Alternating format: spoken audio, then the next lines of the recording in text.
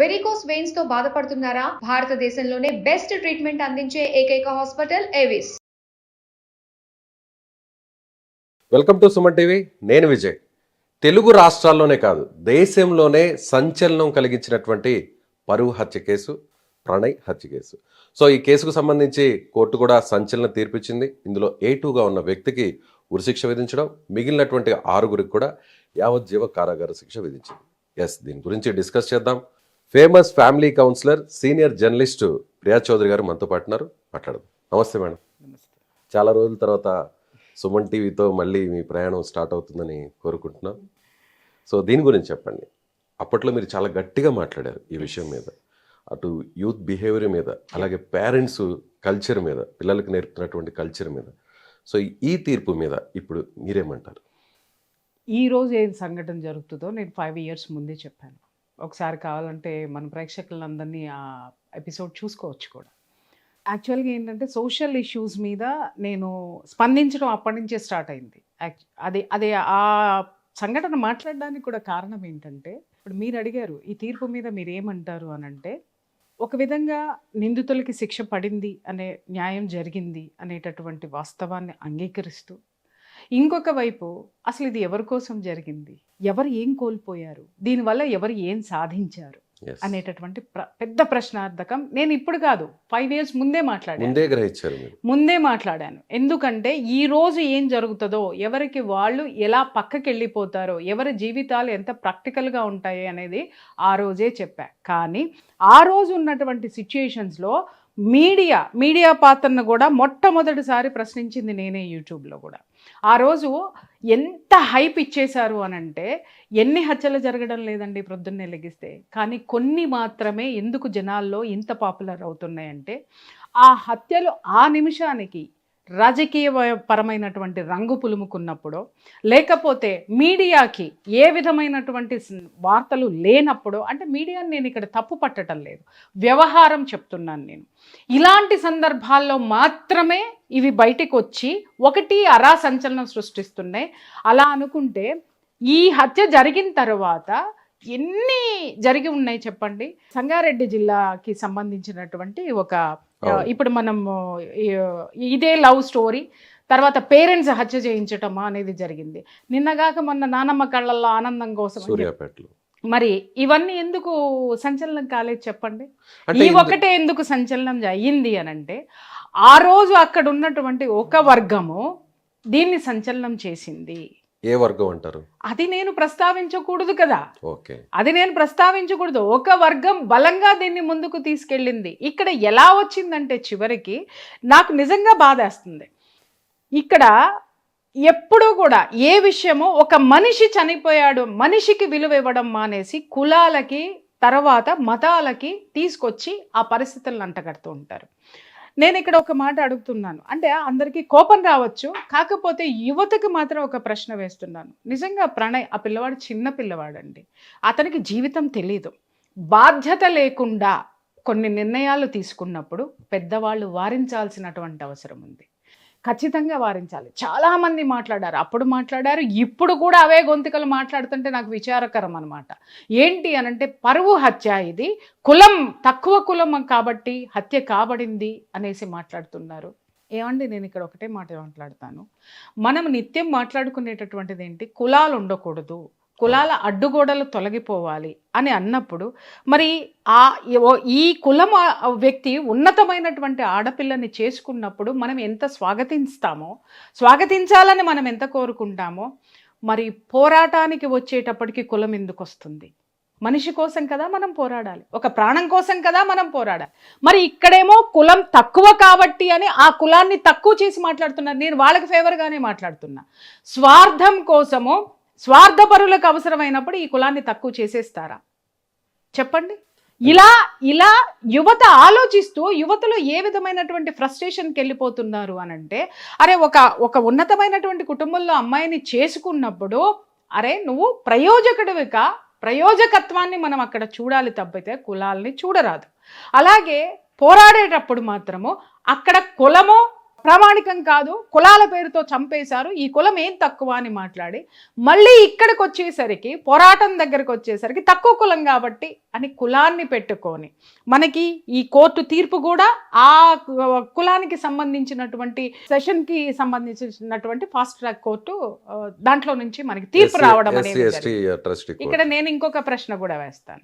ఇప్పుడు వీళ్ళు వచ్చేసరికి ఏదైతే మనం ఇప్పుడు తక్కువ కులం అని మనం మాట్లాడుకుంటున్నామో అతను క్రిస్టియన్ మతం తీసుకున్నారు, ఇది వాస్తవమా కాదా? ప్రణయ్ క్రిస్టియన్కి ఎస్సీ ఎస్టీ ఎట్లా అవుతుంది? నిన్నగాక మొన్న సుప్రీంకోర్టు తీర్పు ఇచ్చింది. మీరు రిజర్వేషన్ల కోసమో ఈ హిందూ ఎస్సీ ఎస్టీ చట్టం ప్రకారం, అమ్మ నేను ఇక్కడ ఎవరిని కించపరచటం లేదు, తక్కువ చేయడం లేదు, యువత మీరు మిమ్మల్ని స్వార్థంతో ఎలా ఉపయోగించుకుంటున్నారో నేను చెప్తున్నాను.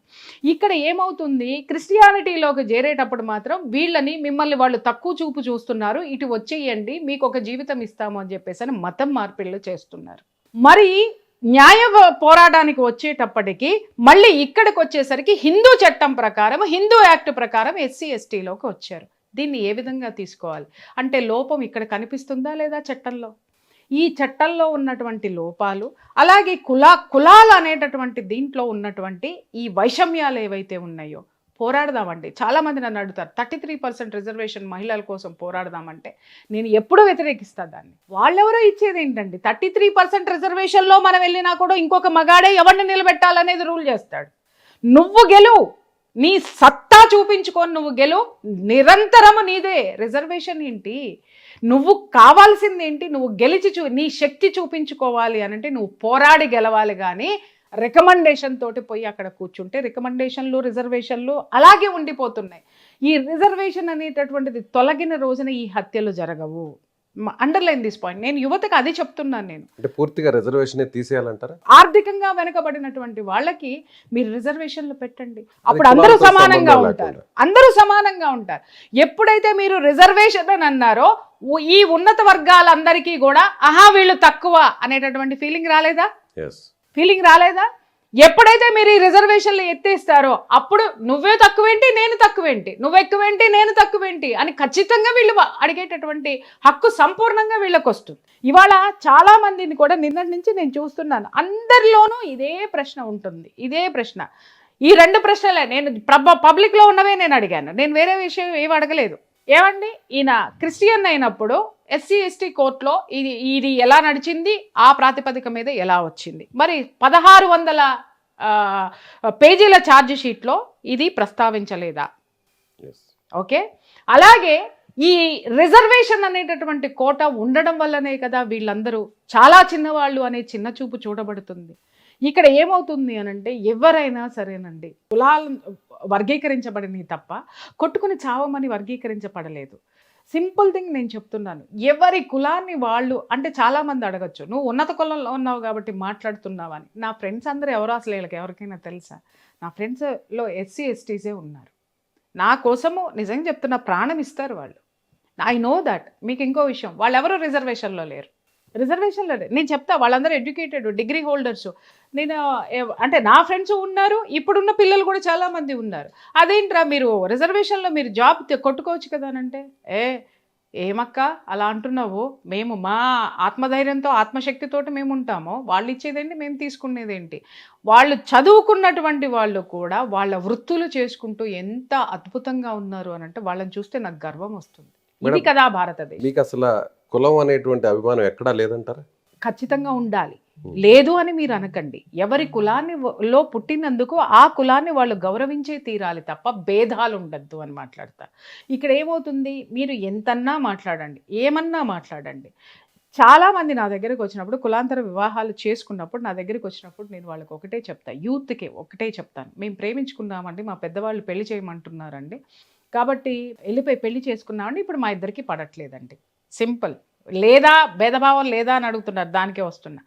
నేను ఎప్పుడో కూడా నేను అడిగిన ప్రశ్న ఏంటి అని అంటే, ఎందుకు వస్తున్నాయి అమ్మ అని అంటే, ఏమీ లేదండి, ఇప్పుడు వీళ్ళమ్మ వాళ్ళు ఈ కులం వేరు, ఇద్దరు కులాలు వేరు, అలాగే వాళ్ళ యొక్క సాంప్రదాయాలు వేరు. ఈ సాంప్రదాయాలు ఈ ఇంట్లో తెలియదు, ఈ ఇళ్ళ సాంప్రదాయాలు వాళ్ళ ఇంట్లో తెలియదు. తెలియకపోవడం వల్ల ఏమవుతుంది, మా దాంట్లో లేవు అని రెండో వాళ్ళు సింపుల్గా కొట్టేస్తారు. ఇంకొక వీళ్ళకి అహం. అరే నా తల్లిదండ్రి సాంప్రదాయాన్ని నువ్వు పాటించవా అని భార్య భర్తనంటది. భర్త వచ్చేసరికి మా ఇంట్లో ఉన్నటువంటి ఈ సాంప్రదాయాన్ని నువ్వు కోడలవై వచ్చావు కాబట్టి పాటించాల్సిందే అని అంటారు. ఇప్పుడు అర్థమైందా? ఇక్కడ ఏమవుతుందంటే నీ కులం అంటే నీ కులము, నీ కులం అంటే ఇప్పుడు ఏమవుతుంది, ప్రేమ పోయింది. ఆ రోజు మా ఎన్ని భాషలు చేసుకున్నారో అవన్నీ పక్కకి పోయినాయి. ఇక్కడ ఏం కొట్టుకుంటారు అని అంటే మీ కులపోళ్ళు మా కులపోళ్ళు, ఈగోస్. ప్రేమ ఎక్కడికి వెళ్ళింది? ప్రేమ కేవలము ఇద్దరు మనుషులు పెళ్లి చేసుకోవాలనుకునే అభిప్రాయానికి, పెళ్లి చేసుకున్న తర్వాత అద్భుతంగా కలిసి ఉంటామనేటటువంటి ఊహ వరకు మాత్రమే ప్రేమ ఉంటుందండి. ఇవాళ ఇదే కేసుకు ఇప్పుడు వస్తున్నా నేను. ఈ కేసు విషయంలో ఆ రోజు అసలు ఈ అమ్మాయి ఎవరైతే ఉన్నారో అమ్మాయికి నేనంటే చాలా కోపం. మరి అది అమృతకి నేనేం తప్పు మాట్లాడలేదు. నేను మాట్లాడిందే ఈరోజు జరుగుతుంది. ఆ రోజున అన్ని ఇంటర్వ్యూలు ఇవ్వద్దని కూడా నేను చెప్పాను. నా ఇంటర్వ్యూలు చూసుకోండి. గంటలు పాప అమ్మాయి టిఫిన్ తిందో తెలియదు, కాఫీ తాగిందో తెలియదు, మంచినీళ్ళు తాగిందో తెలియదు. గంటలు ప్రతి ఛానల్కి అసలు యూట్యూబ్ ఓపెన్ చేస్తే పగిలిపోయినాయి, ఛానల్స్ ఓపెన్ చేస్తే పగిలిపోయినాయి, టీవీ ఓపెన్ చేస్తే ఇవే ఇంటర్వ్యూలు. దాదాపు ఒక 10 రోజుల వరకు ఆవిడ ఇస్తూనే ఉన్నారు. అతను ఇచ్చిన షాల్ ఏదో ఉంది, స్కార్ఫ్ ఏదో, అది వేసుకొని ఇది నా ప్రేమకు చిహ్నం అని చెప్పేసి ఆ రోజు ఆవిడ అన్ని మాటలు ఉద్వేగంగా మాట్లాడారు ఆవిడ. మరి వాళ్ళ ఇంటర్వ్యూ లేదండి. ఈ మీడియా ఎందుకు వెళ్ళట్లేదండి? ఎందుకు ఈ ప్రశ్న వేస్తున్నానంటే, ఇంతకు ముందు కూడా మారుతీరావు చనిపోయినప్పుడు కూడా నేను ఇదే ప్రశ్న వేశాను మీడియాని. ఆ రోజు అమృతని మాత్రమే మీరు ఇంటర్వ్యూ చేశారు, వాళ్ళ వెర్షన్ మాత్రమే విన్నారు, మారుతీరావుని ఎందుకు ఇంటర్వ్యూ చేయలేదు అని అడిగినాను నేను ఆ రోజు. ఈ రోజు కూడా ఇప్పటికీ కూడా నేను అడుగుతున్నాను. ఇప్పుడు కూడా కాయిన్కి ఒకవైపు మాత్రమే మనం మాట్లాడుతున్నాము. ఇంత చంపుకునేటటువంటి సిచ్యుయేషన్కి అవతల వాళ్ళు ఏ కారణాలతో తీసుకొని వెళ్ళారు, చంపేంత స్థితికి వీళ్ళు ఎందుకు దిగజారారు, వీటి మీద విశ్లేషణ ఎక్కడైనా ఉందంటే రెండే మాట్లాడుతున్నారు. పరువు హత్యండి, తక్కువ కులం కాబట్టి అని. ఇక్కడ తక్కువ కులం అనేదే లేదండి. సమాజంలో కొంతమంది స్వార్థపరులు ఈ ఇద్దరిని బలిపశువులు చేశారు. అక్కడ ప్రణయ్ని, ఇక్కడ మారుతీరావుని. అర్థమైందా అండి? ఈ సమాజంలోనే మనం బ్రతుకుతున్నాం, ఈ స్థితిలోనే మనం ఉన్నాము. ఈరోజు మరి ఆ రోజు ఆ ప్రేమ, ఆ స్థితి, ఇది ఇక్కడ కొన్ని విషయాలు మనం కూలంకషంగా మాట్లాడుకోవాలి. ఆ రోజు ఆ అమ్మాయి తెలిసి తెలియని వయసు, అది టీనేజ్లో ఉన్నటువంటి వయసు. ఆ భావోద్వేగాలు ఎలా ఉంటాయో కూడా నేను చెప్తాను. ఆ రోజు ఆ అమ్మాయి ఏం మాట్లాడింది, ఒక ఆడ మగ కలిసి కాపురం చేస్తే పిల్లలు పుడతారండి, మా అమ్మ నాన్న అట్లాగే ఇది చేస్తే నేను పుట్టాను, ఇంకా బ్లంట్గా చెప్పాలంటే అనేటటువంటి వాడకూడనటువంటి పదం ఆవిడ వాడింది. ఆ రోజే నేను అది ఖండించాను. ఈ రోజు మరి అదే అమృత అదే అమ్మతో కలిసి ఉందిగా. ఆ రోజు ప్రేమ లేదని మాట్లాడింది, మరి ఈ రోజు అమ్మతో వీడియోలు చేస్తుంది, అమ్మ వచ్చింది అని ప్రేమగా మాట్లాడుతుంది. అప్పుడే చెప్పా, తల్లిదండ్రులు రక్త సంబంధము ఇది ఎప్పటికీ నిలబడి ఉంటుంది అని చెప్పా. నేను చెప్పిన ప్రతి మాట ఈ రోజు జరిగింది. ఇంకొక మాట కూడా, తీర్పు వచ్చిన రోజున లేదా రేపొద్దున కొంతకాలం జరిగిన తర్వాత అప్పుడు మళ్ళీ మాట్లాడదామండి అని కూడా అన్న. ఆ సందర్భం 5 ఏళ్ల తర్వాత వచ్చింది. నేను ఎక్కడికి వెళ్ళాలా, ప్రియా చౌదరి ఇదే మీడియాలో ఉంది, కానీ అమృత ఎక్కడ చెప్పండి. నిన్న పోస్ట్ చేశారు అమృత, ఇన్స్టాలో ఒక పోస్ట్ చేశారు, రెస్ట్ ఇన్ పీస్ అని చెప్పి డేట్ ని అక్కడ మెన్షన్ చేస్తూ అక్కడ ప్రణయ్ని ఉద్దేశించి ఇన్స్టాలో ఒక పోస్ట్ చేశారు. ఒక్క లైన్. ఆ రోజు నిమిషానికి ఒక ఇంటర్వ్యూ. ఎంతమంది పడిగాపులు కాశారు ఆ మిర్యాలగూడలో, ఆ ఇంటి చుట్టూతా. ఒక్కళ్ళకు కూడా అలుపు సొలుపు లేకుండా ఆ రోజు ఇంటర్వ్యూలు ఇచ్చారు. మరి ఆ గొంతుక ఈ రోజు ఏమైంది అని అడుగుతున్నాను. అంటే ఇక్కడ నేను ఆవిడని ఇన్సిస్ట్ చేయట్లేదు, శిక్ష పడింది కాబట్టి ప్రణయ్ ఆత్మకి శాంతి చేకూర్చింది. చూడండి, మనం చేసే పనులకి సమర్థించుకోవాలి అనుకుంటే చాలా చెప్పుకోవచ్చండి. మరి ఆ రోజు కూడా శిక్ష పడుతుంది అని ఒక మాటతోటి వేచి చూడొచ్చు కదా. అన్ని ఇంటర్వ్యూలు ఎందుకు జరిగినాయి? మరి ఈ రోజు కూడా వాయిస్ పైకి తేవచ్చు కదా. ఎందుకు అనంటే కొంతమంది అడిగే ప్రశ్నలకు అమ్మాయి దగ్గర సమాధానం లేకపోయి ఉండొచ్చు, అందుకోసమే ఆవిడ రాకపోయి ఉండొచ్చు. ఎందుకంటే ఆ రోజు అమ్మని తిట్టింది, నాన్నని తిట్టింది. మా అమ్మ నేను చచ్చిపోతే నా శవం ముందు డాన్స్ చేస్తానంది అని చెప్పేసానంది. మరి ఈరోజు అదే అమ్మ తనకి తోడుగా నిలబడి ఒంటరి జీవితంలో తను సక్సెస్ఫుల్గా ముందుకు వెళ్ళడానికి నిలబడింది. ఆ అమ్మని ఈవిడ స్వాగతించింది, ఈవిడ్ని మదర్ స్వాగతించారు. ఆ రోజు ఉన్నటువంటి భావోద్వేగాలు, అలాగే మీడియాలో కొంతమంది మై డియర్ సోకాల్డ్ యూత్కి చెప్తున్నాను, కొన్ని ఛానల్స్ అయితే డిబేట్లు పెట్టేసిన యూత్లను పెట్టి ఏమని ఆ రోజు మాట్లాడారండి. నిజంగా ఓ పక్క పేరెంట్స్, ఓ పక్క వీళ్ళని కూర్చోబెడితే ఇప్పటికీ దాంట్లో ఉంటుంది. ప్రేమండి, ఆ బ్లడ్ ఈ బ్లడ్ ఒకటేనండి, కోసుకుంటే ఒకటే వస్తుందండి, అదండి ఇదండి, అసలు ప్రేమండి కులం లేదండి అని మీరు మాట్లాడారు. ఇంత ఆవేశంగా మాట్లాడారు. మరి ఈరోజు ఆ ప్రేమమూర్తి, ఒక ప్రేమమూర్తి లేడు ఈ జీవితంలో. ఆ రోజు ఆవేశంతో మాట్లాడినటువంటి యువత ఈరోజు తల్లిదండ్రులు అనేవాళ్ళు విలన్లే అన్నారే, ఈరోజు అదే తల్లి ఆ అమ్మాయికి సపోర్ట్గా ఉంది. కానీ యువతల పోగొట్టుకున్నటువంటి ఇక్కడ ప్రణయ్ తల్లిదండ్రుల్ని మనం నిజంగా వాళ్ళు పోగొట్టుకున్న దాన్ని మనం తెచ్చి ఇవ్వలేమండి. ఇక్కడ వాళ్ళకి కూడా అలాంటి తల్లిదండ్రులకి నేను చెప్పేది ఏంటంటే, మీ పిల్లలు వాళ్ళ శక్తికి మించి ఏదైనా ఒక పని చేస్తున్నప్పుడు వాళ్ళకి వాస్తవాలను చెప్పాల్సినటువంటి అవసరం ఉంది. ఈ పెద్దవాళ్ళని కాదని వెళ్ళిపోయిన ఈ పిల్లలు చివరికి పెద్దవాళ్ళ దగ్గరికే వచ్చారు. కానీ పిల్లల్ని కోల్పోయినటువంటి పెద్దవాళ్ళు ఎవరైతే ఉన్నారో వాళ్ళ బాధని మనం తీర్చలేము. ఇవాళ నేను కులాలను ఎందుకు మాట్లాడుతున్నానంటే, మీరు మిగిల్చి వెళ్ళేటటువంటి కడుపు కోతను ఎవరు తీర్చాలండి? మనం ఇక్కడ హ్యాపీగా కూర్చొని ఏసీలో కూర్చొని మనం సంషేర్గా మాట్లాడతాం. బట్ ఈ రోజుకి కూడా ఏ విషయంలోనైనా నేను విత్డ్రా చేసుకున్న ఇంతవరకు లేదు, నా చరిత్రలోనే లేదు. క్షమాపణ చెప్పాల్సి వస్తే గనక విశ్లేషణ అనేది ఖచ్చితంగా ఉంటుంది. నాకు క్షమాపణ చెప్పేంత నోరు జారే మాటలు నేను మాట్లాడను. ఇక్కడ నేను సింగిల్ లైన్గా నేను చెప్తున్నది ఏంటంటే, పెళ్ళిళ్ళు చేసుకునేటప్పుడు కులాలన్నీ ఒకటి అని మాట్లాడే నినాదంలోనే చివరి వరకు ఉండండి. తర్వాత అవి ఏమైనా పెటాకులైనా విభేదాలు వచ్చినా మీరు కులాల ప్రకారం విడిపోయారు అనంటే, ఈ కులాంతరాలు అనేటటువంటివి ఇది చచ్చేదాకా మానవ జాతి చచ్చేంత వరకు వీటిని ఇలా బ్రతికిస్తున్నది ఎవరు? కులాల గురించి విభజించి మాట్లాడేవాళ్ళు కాదా? వాళ్ళ చాలామంది కూర్చున్నారు, అసలు అతను తక్కువ కులవాడని ఇలా చేశారండి, అలా చేశారండి, ఇతనికి అహంకారం అండి, మారుతీరావు కదండి, ఇదండి అని మాట్లాడుతున్నారు. పెళ్లి చేసేటప్పుడేమో మారుతీరావు దిగి రావాలి, ఇతనితో సమానం అని మాట్లాడతారు, లేదా ఇతను మారుతీరావుతో సమానం అని మాట్లాడతారు. మరి మారుతీరావు అహంకారం చూపించినప్పుడు ఒక మనిషిని చంపుదావా, నువ్వు మనిషివా అని మాట్లాడకుండా కులాలను ఎందుకు తీస్తున్నారు అనేదే నా ప్రశ్న. ఎవరు సమాధానం చెప్పాలి? ఇప్పుడు ఎలా ఉంటుందంటే, వితండవాదానికి పోవద్దు, విశ్లేషణ ఉండాలి ఇక్కడ తప్ప వితండవాదాలకు దిగితే అది ఎప్పటికీ తెగదు. ఫస్ట్ ఆఫ్ ఆల్ ఇక్కడ నేను ఎవరికైనా చెప్తున్నాను, ఎవరు లవ్ మ్యారేజ్లు చేసుకుంటారు, ఇవాళ అందరూ లవ్ మ్యారేజ్లు చేసుకుంటున్నారు. ఎవరు పేరెంట్స్ కుదిర్చిన వివాహాలు ఎక్కడ జరగడం లేదు. అది మన భ్రమ. చాలా తక్కువ, 1% or 2%.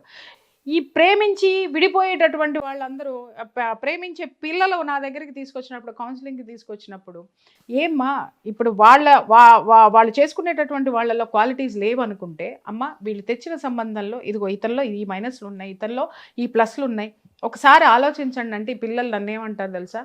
ఏమండి అరేంజ్డ్ మ్యారేజెస్లో ఫెయిల్యూర్స్ లేవా అని మాట్లాడతారు.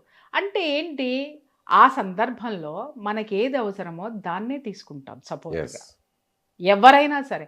అలాగే అరేంజ్డ్ మ్యారేజెస్లో చేసుకునేటటువంటి వాళ్ళందరినీ ఫెయిల్యూర్స్ లేవా అని అంటే, ఫెయిల్యూర్ అన్ని చోట్ల ఉంది. ఫెయిల్యూర్ ఈజ్ మస్ట్ అండి, అక్కడ ఉంది. కానీ కాకపోతే ఇప్పుడు ఇంత సోది నేను మాట్లాడింది ఏంటంటే, విడిపోతే కులాలతోటి కొట్టుకొస్తారు, చివరాఖరికి అక్కడికే వస్తారు. ఏది ఉండకూడదు అంటారో, కొట్టుకున్నప్పుడు విడిపోయినప్పుడు జరగకూడని ఇలాంటి భయంకరమైన సంఘటనలు జరిగినప్పుడు మళ్ళీ కులమే వస్తుంది. నేననేది ఇది మాట్లాడడం మానేయండి. ఫస్ట్ మనం ఫైట్ చేయాల్సింది ఏంటి అనంటే, అందరూ సమానంగా అనేది అన్నప్పుడు అన్ని విషయాల్లో మనం సమానంగా మాట్లాడదాం. ఇక్కడ ఒక ప్రాణం పోయిందండి, కులం కాదు ముఖ్యం. ఇక్కడ ఒక బిడ్డ, ఒక భవిష్యత్తు ఉన్నటువంటి పిల్లవాడు చక్కగా ఉంటే ఈ పాటికి ఆ కొడుకుతోటి ఎంత ఆనందంగా ఉండేవాడు. ఆ రోజు మారుతీరావుని అతన్ని ఆ దరిద్రమైన పని చేయించడానికి ప్రేరేపించినటువంటి పరిస్థితులను ఎవరూ విశ్లేషించటం లేదు. అలాగే ప్రణయ్ కూడా ఆ అమ్మాయిని చేసుకునేటప్పుడు అతని యొక్క స్థితి, ఆ అమ్మాయిని పోషించేటటువంటి స్థితి ఉందా లేదా అనేటటువంటి విషయాన్ని కూడా అతను పరిగణలోకి తీసుకోకుండా ముందుకు అడుగు వేయడం వల్ల అక్కడ చాలా విషయాలు జరిగినాయి. అవన్నీ మాట్లాడడానికి నాకేం అభ్యంతరం లేదు. కానీ ప్రపంచం ఒక స్టాండ్ మీద తీసుకుంది, ఒక స్టాండ్ మీద వెళ్తుంది, దాన్నే నేను ప్రశ్నిస్తున్నాను. దాని ప్రకారం నేను మీడియాకు కూడా రిక్వెస్ట్ చేసేది ఏంటంటే, అరే ఒక మోసగా వెళ్తుంది కాబట్టి దాని వైపుకే ఎందుకు వెళ్తున్నారు? మీడియా చేయవలసింది తటస్థంగా ఉండడం, అటు ఇటు విశ్లేషణ చేసి మనం దాన్ని ప్రజెంట్ చేయడం అనేది మన బాధ్యత. అలాగే సామాజిక బాధ్యత కూడా ఒకటి ఉంటుంది. ఇక్కడ మీడియా కూడా ఒకవైపు వర్గం మీద సానుభూతి చూపించింది, ఇక్కడ సపోర్ట్ ఇవ్వలేదు. Underline this point. సపోర్టు అనేటటువంటిది ఉండి ఉన్నట్టయితే ఈరోజు పాపం మరి ప్రణయ్ తండ్రి ఎంత అచేతనంగా ఒంటరివాడయ్యాడండి. మరి ఆ రోజు ఆయన ఇల్లంతా కిక్కిరిసిపోయింది కదండి జనాలందరితో, ఇదే మీడియాతో సందర్శకులతోటి. నాట్ ఓన్లీ మీడియా అండి, పెద్ద పెద్ద ఎంతమంది నేతలు. రాజకీయ నాయకులు, ఎంతమంది నేతలు వచ్చి పరామర్శించి వెళ్ళారు, ఎంతమంది లీడర్లు వచ్చి పరామర్శించి వెళ్ళారు, అలాగే సంఘానికి సంబంధించిన వాళ్ళు ఎంతమంది వచ్చారు. అతన్ని తీసుకెళ్లేటప్పుడు ఆ రోడ్డంతా ఇదైపోయింది, అతని విగ్రహం కూడా పెట్టారు. మరి ఈ రోజు ఆ నిగ్రహాలు ఎక్కడికి వెళ్ళిపోయినాయి? జనం ఎవరున్నారు? ఆ రోజు పలకరించిన వాళ్ళు ఈ రోజు ఆయనకి ఏ విధమైనటువంటి న్యాయం చేశారు? Point number 1. కనీసం భుజం తట్టే వాళ్ళు కూడా కనిపించట్లేదు, ఎవరు లేరు. నిజంగా ఆ తల్లిదండ్రులు ఇద్దరిని చూస్తుంటే బాధ అనిపించిందండి నాకు. ఎవరు కోల్పోయారు ఇవాళ? ఎవరు కోల్పోయారండి? మీరు ఎవరినైతే ఎంకరేజ్ చేశారో, అరే చేసుకోరా, మేము సపోర్ట్ ఇస్తాం చేసుకోరా, ఉన్నవాడే చేసుకోరా, అరే మనమంతా ఎదగాలరా, ఉన్నవాడంటే ఇక్కడ ఇంకోటి గుర్తొచ్చింది, ఇంకో పెద్ద మనిషి మహాసేన రాజేష్ గారు. ఆయన చాలా పెద్ద విశ్లేషకుడు. ఓకే, ఆయన ఛాలెంజ్ ఒకటి విసిరారు. వెళ్ళండి రా, ఉన్నవాళ్ళ పిల్లల్ని తీసుకొని రండి రా, చేసుకోండి రా, ₹1,00,000 ఇస్తాను రా అని. ఆ మహాసేన రాజేష్ గారికి నేను ఈరోజు చెప్తున్నాను, ఉన్నవాళ్ళ పిల్లల్ని చేసుకొస్తే మీరు ₹1,00,000 ఇస్తానన్నారు కదా సార్, ₹1,00,000 ఇవ్వకండి. ఈరోజు ఈ ప్రణయ్ తల్లిదండ్రులు ఒక కొడుకుని, తనమల్ని పోషించేటటువంటి కొడుకుని కోల్పోయారు కదా. ఆ ఆర్థిక భారాన్ని ఏ రూపంలో పూరిస్తారో నేను చెప్పను, ఇక్కడ బ్లాంక్ పెడుతున్నాను. అక్కడి నుంచి తెచ్చి ఇక్కడికి ట్రాన్స్ఫర్ చేయండి, చూస్తా. 100% ఇస్తాను నేను. ఆయన ₹1,00,000 ఇస్తాను, లేపుకొచ్చేయండి అన్నారు. ఇలాంటి అనర్థాలు జరిగినప్పుడు ఈ లీడర్లు ఎక్కడికి వెళ్ళారో? ఇవి ఈ రోజు రాలేదు ఎందుకని? ప్రణయ్ తల్లిదండ్రుల దగ్గరికి వచ్చి ఓదార్చలేదు ఎందుకని? ఆ రోజు యూత్ని రెచ్చగొట్టే ఉపన్యాసాలు ఎంతో మంది చేశారు. తప్పండి, పిల్లలకి తెలియదు, వాళ్ళకి వాస్తవాలు తెలియదు, మనం నాయకులం అయిపోవాలి కదా అని రెచ్చగొడితే ప్రాణాలు కోల్పోయేది పిల్లలు. ఆ రోజుకి అదే మాట్లాడా, ఈ రోజుకి ఇదే మాట్లాడుతున్నా. ప్రేమించడం తప్పు లేదు, పెళ్లి చేసుకోవడం తప్పు లేదు, కానీ ప్రేమకి పెళ్లికి తర్వాత కావాల్సింది 2 కుటుంబాలు, 2 మనుషులు కాదండి. 2 మనుషుల మధ్య పెళ్లి చేసుకోవడానికి ప్రేమ అవసరమని మీరు మాట్లాడుతున్నారు. పెళ్లి చేసుకున్న తర్వాత 2 కుటుంబాలు కావాలి. ఆ 2 కుటుంబాలు ఈ సమాజంలో బ్రతకాలి. దీన్ని ఎందుకు మర్చిపోతున్నారు? నేను ప్రతిసారి గుర్తు చేసేది అదే. ఈ చెత్త మాట్లాడకండి. ఏంటి ఒకటే కులంలో చేసుకుంటే విడాకులు అవ్వవా అని మాట్లాడతారు. అరే అవ్వట్లేదని ఎవడన్నాడండి? శుద్ధపూసల్లాగా ఉన్నారని మాట్లాడుతున్నారా? కానీ మీరు రెచ్చగొట్టి చేసేటటువంటి ఈ ప్రేమ పెళ్లిళ్ళు చివరికి ఇలాంటి దుర్గతి పడితే ఆదుకున్న నాదుడు ఎవడు అని మాట్లాడుతున్నాను. అదే అరేంజ్డ్ మ్యారేజ్లో గనక ప్రమాదవశాత్తు చనిపోయినా ఏదన్నా జరిగినా కుటుంబం ఆదుకునేటటువంటి పరిస్థితులు ఉంటే సమాజం నుంచి వాళ్ళకు ఒక సపోర్ట్ ఉంటుంది. రెచ్చగొట్టే మనుషులు ఇంతకుముందు ఇన్ని గొంతుకలు, ఇన్ని వేలు లేచినాయి. ఇవాళ ఆ కుటుంబానికి సపోర్ట్ ఇచ్చేవాళ్ళు ఎంతమంది ఉన్నారు చెప్పండి? అంటే ప్రణయ్ హత్య కేసును అందరూ వాడుకున్నారంటారా? 100% అండి. ప్రతి ఒక్కళ్ళు వాళ్ళు హైలైట్ అవ్వడానికి వాడుకున్నారు. అందరు ప్రపంచమంతా ఒకవైపు సపోర్ట్ చేస్తే నేనొక్కదాన్ని పేరెంట్స్ వైపు, వాస్తవాల వైపు మాట్లాడాను. మరి ఆ రోజు అంత పెద్ద ప్రవాహంలో నేను నిలిచి నిలబడ్డాను. ఈ రోజు అదే మాట మీద నేనున్నా. ఆ రోజు నేనేం చెప్పానో ఈ రోజు అదే అమృత విషయంలో జరిగింది. ఆవిడ ఆ తల్లి దగ్గరికే వెళ్ళింది, సెక్యూరిటీ ఎక్కడుందో అక్కడికే వెళ్ళింది. మరి ఆ రోజు అత్తామామలు కూడా పాప అమ్మాయిని మా బిడ్డ అండి, మా ఆడపిల్లగా మేము చూసుకుంటామండి అని అన్నారు. But where she is now అంటే ఉండడం తప్పని నేను అనట్లేదు. ఏ పక్షి ఆ గూటికే చేరుతుంది అనేటటువంటి వాస్తవాన్ని ఇక్కడ ప్రేమికులు గమనించండి. అలాగే రెచ్చగొట్టే వాళ్ళు, ఆ ప్రణయ్ స్నేహితులు కూడా చాలా బాధపడ్డారు. అప్పుడు ఏమండి మేమేమన్నా చేస్తామంటే మా మీద కేసులు పెడుతున్నారండి. నాన్న మీ అందరికీ నేను చెప్తున్నా, ప్రేమ పెళ్లి చేసేటప్పుడు మీరు సపోర్ట్ ఎంత ఇస్తున్నారో వాళ్ళ జీవితంలో నిలదొక్కుకోవడానికి మనం ఇవ్వలేము. ప్రేమ పెళ్ళిళ్ళకి సపోర్ట్లు ఇవ్వద్దా అని వక్రంగా మాట్లాడకండి. కుటుంబ పరంగా వెళ్ళినప్పుడు కుటుంబపరమైనటువంటి, సామాజిక పరమైనటువంటి భద్రత ఎంత ఉంటుందో ప్రేమ పెళ్లిల్లో కరువు అవుతుంది. వాటి గురించి మనం మాట్లాడాలి. ఈరోజు అవి ఎందుకు మనం విభేదిస్తున్నామో మాట్లాడాలి. వాటిల్లో ఉన్నటువంటి లోపాలేంటో మాట్లాడాలి. అన్ని పక్కన పెట్టేసేసి ఇక్కడ వచ్చి కూర్చుని కులాలు కులాలు కులాలు, పరువు హత్య కాదు, ఇది కులహత్య కాదు. వెనక వ్యక్తిగతమైనటువంటి ప్రేరేపణలు చాలా ఉన్నాయి. వాటి గురించి మాట్లాడే ధైర్యం ఎవరికైనా ఉంటే చెప్పండి, కూర్చొని మాట్లాడదాం. ఇక్కడ 2 కుటుంబాలు తప్పున్నాయంటారా? 200% ఉన్నాయి. 200%. ఒక ఆడపిల్లని అంత గారాభంగా పెంచి మాట వినకుండా కూడా చేసేటటువంటి, అంటే అక్కడ మారుతీరావు కొంత సంయమనం పాటించి ఉన్నట్లయితే అతను అతనికి ఆ దుస్థితి పట్టేది కాదు, అలాగే తన బిడ్డకి పట్టేది కాదు, అలాగే ఇంకొక తల్లిదండ్రులకి కడుపు కోత మిగిలేటటువంటిది కాదు. అలాగే ప్రణయ్ తల్లిదండ్రులు కూడా ఆ రోజు ఆలోచించేటప్పుడు అతను కేవలం ఇక్కడ వచ్చినటువంటి మైనస్ ఏంటి అని అంటే అతనికి ఒక ఉద్యోగం లేదు, అతనికి ఒక స్థిరత్వం లేదు. ఆ అమ్మాయి లార్డ్గా పెరిగి వచ్చిందండి.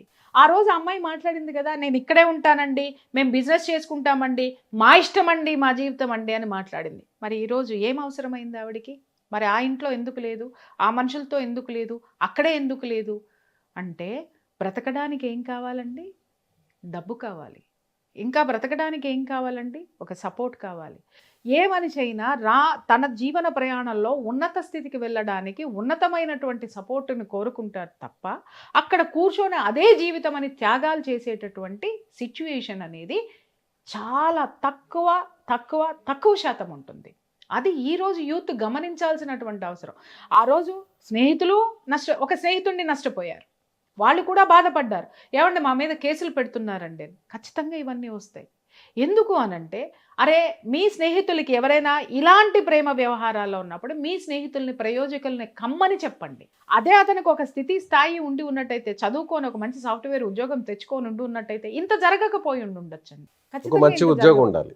100% స్థిరత్వం లేకనే తన కుమార్తెని బాగా చూసుకుంటాడు అనేటువంటి నమ్మకం భరోసా ఏ తండ్రి అయినా. ఇప్పుడు ఒక చిన్న ఎగ్జాంపుల్, చాలా మంది నిన్న మొన్న కూడా మాట్లాడుతున్నారు, నిన్న కూడా చాలా మంది మాట్లాడుతున్నారు, భారతీరావు అంత గొప్పడేం కాదండి, అడ్డదారులన్నీ తొక్కేసి సంపాదించేశాడండి.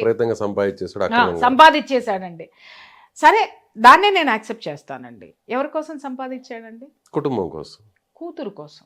కూతురు ఉన్నతంగా ఉండాలని సంపాదించాడు. అంటే ఏ తల్లిదండ్రి అయినా బిడ్డలు సుఖంగా బ్రతకడం కోసమే ఆస్తులు సంపాదిస్తారా, లేకపోతే పక్కనాన్ని గిల్లాలి లేకపోతే పక్కనాన్ని దోచేయాలి అని సంపాదిస్తారా? భవిష్యత్తు కోసమే, పిల్లల భవిష్యత్తు కోసమే. నేనెన్ని కౌన్సిలింగ్లు చేసి సంపాదించినా, లేదా మావారెంత ఇది కష్టపడి సంపాదించినా, మీరెంత ఇది చేసినా, మన పిల్లలకు ఒక బంగారు భవిష్యత్తు ఇవ్వడానికే మనం ఆ సంపాదన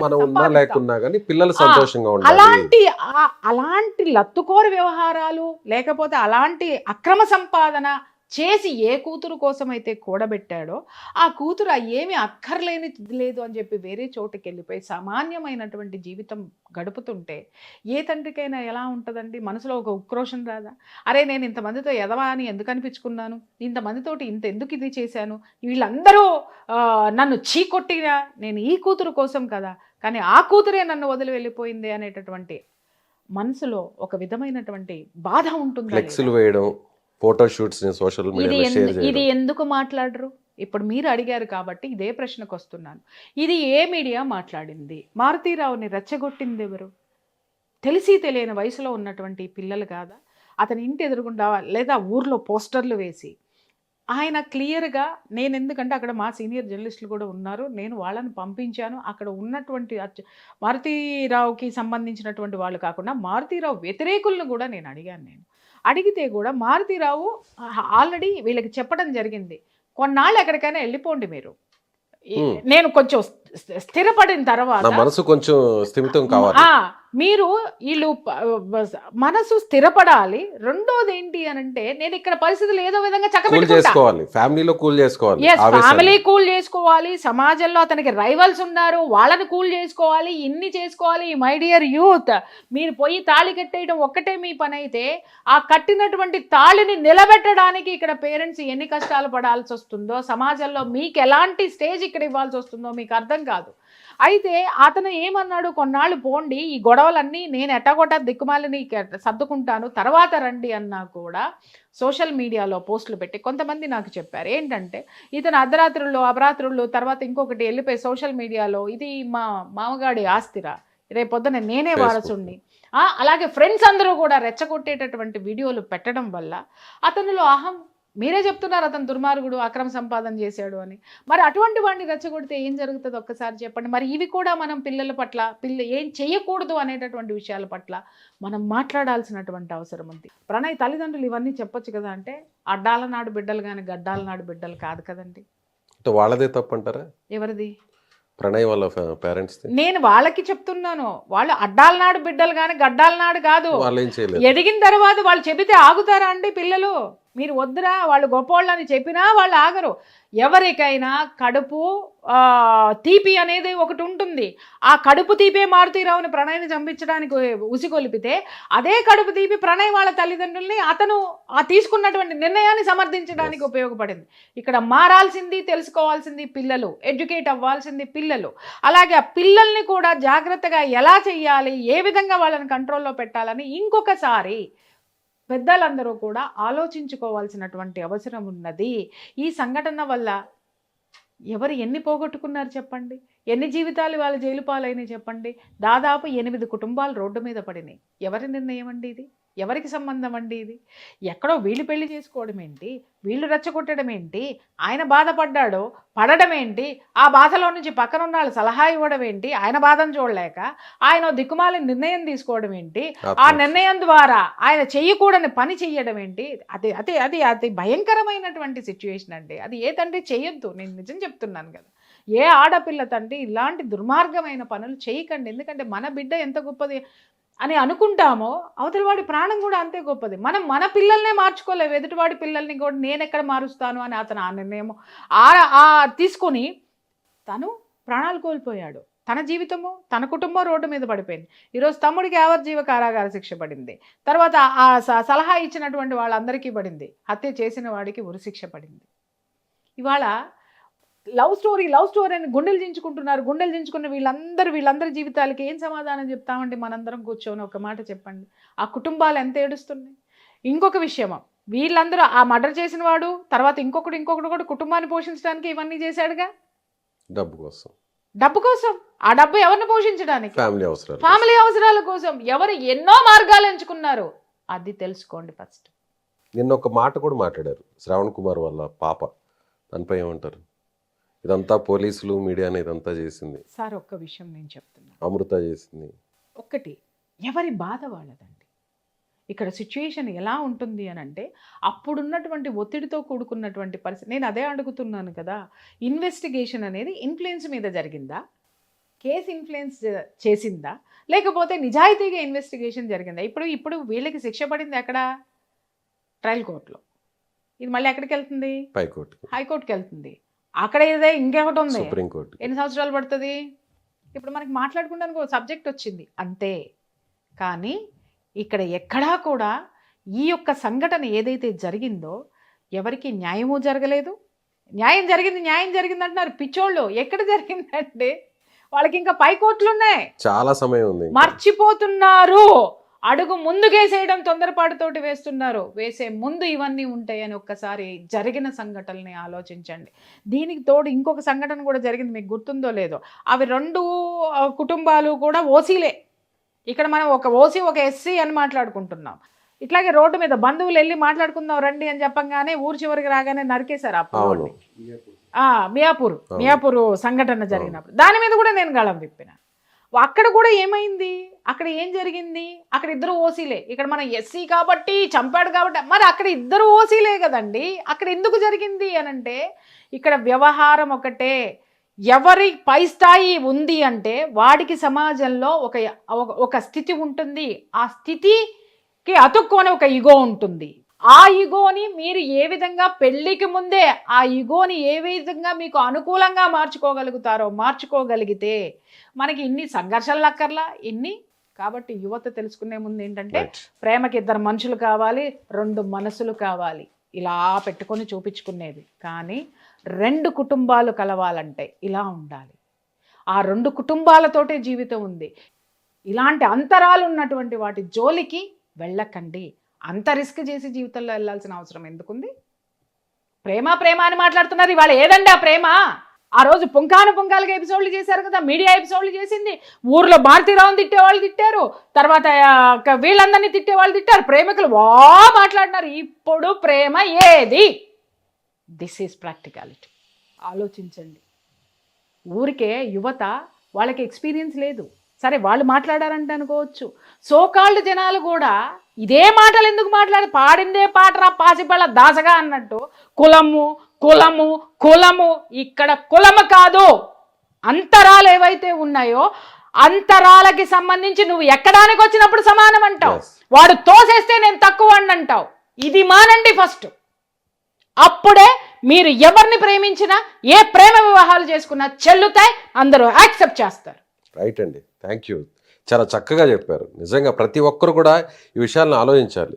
ఒక కులం అనే విషయమే కాకుండా అంతరాన్ని చూడాలి. ఎగ్జాక్ట్లీ. ఒకే కులం ఉన్నా కూడా ఇద్దరి మధ్య ఎంత దూరం ఉంది. నేను ఇందాక ఇంకో కేసు ఫైనాన్షియల్ స్టేటస్ ఇద్దరు ఓసీలే Yes. కానీ చంపుకున్నారే. అంతరము దీన్ని ఎవరు చెరపలేరు. నేను నిజం చెప్తున్నాను. ఆ రోజు మారుతీరావు మీద సమాజం మొత్తం ఎందుకు పడిందండి? మారుతీరావు అక్రమంగా సంపాదించేశాడు నాకంటే ఎక్కువ అన్నవాడు మాట్లాడాడు, మారుతీరావుకి వ్యతిరేకంగా ఉన్నవాడు మాట్లాడాడు తప్ప ప్రపంచం మాట్లాడలా. మారుతీరావు మీద జలస్ ఉన్నటువంటి గొంతుకులన్నీ మాట్లాడినాయి. అంటే ఉన్నతమైనటువంటి వర్గాలను ఊడ్చే అవతల వారేయాలి కాబట్టి అనేసి మాట్లాడినాయి తప్ప ఎవరు మాట్లాడారండి? ఎవడు సంపాదించడండి? ఇవాళ ఎవ్వడు రిక్షా దొక్కుకునేవాడు పేదవాడు కాదండి. రిక్షా దొక్కుకునేవాడు కూడా వాడు ధనవంతుడు, వాడు డబ్బు తీసుకొచ్చి సంసారాన్ని పోషిస్తున్నాడు.